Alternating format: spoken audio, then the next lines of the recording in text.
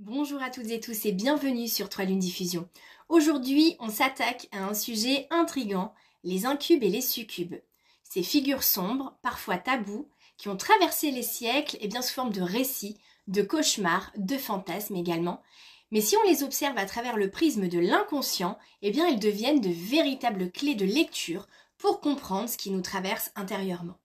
Donc, incube, succube, c'est un symbole ancien, mais qui est toujours actif. Dans les mythologies médiévales et dans les traditions populaires, eh bien l'incube est représenté comme une figure masculine qui est séductrice, voire un peu oppressante et qui viendrait hanter les rêves d'une femme. Le succube, lui, prend une forme féminine et viendrait troubler le sommeil des hommes par une présence érotique mystérieuse et parfois, même souvent, vampirisante. Donc, au-delà de leur folklore, en fait, ces archétypes réveillent quelque chose de très profond. La mémoire du désir interdit, de la transgression, de la sensualité non exprimée.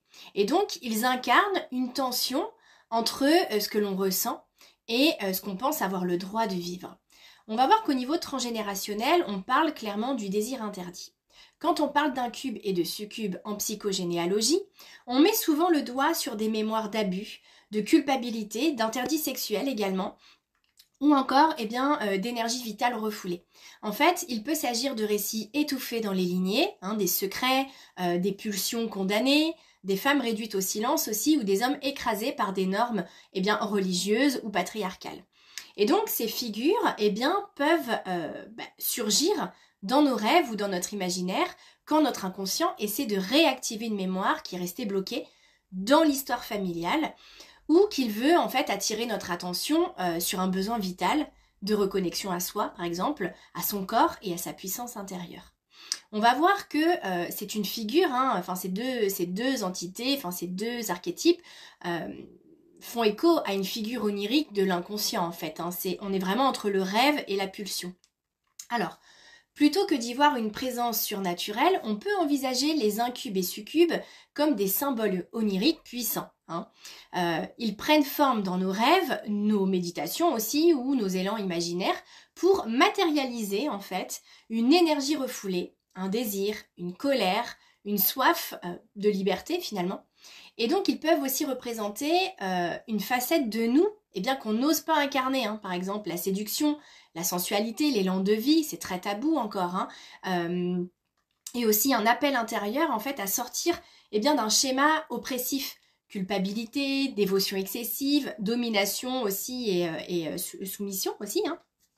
Et donc ces rêves qui sont parfois vraiment troublants sont des invitations en fait à réintégrer cette part de nous au lieu de la projeter à l'extérieur. Donc on va voir que finalement cette manifestation de l'inconscient, c'est un message pour retrouver sa puissance. Donc que nous soyons hommes ou femmes, les incubes et succubes, symbolisent un appel du corps et de l'âme à se réunifier. En fait, ils nous confrontent à nos peurs, à nos relations au plaisir aussi, à la maîtrise, au lâcher-prise. Et à travers eux, à travers ces symboles, c'est une transmutation de l'ombre vers la lumière, qui devient possible. Si vous vous sentez appelé par ces symboles, ce n'est pas un hasard, n'importe quel symbole d'ailleurs.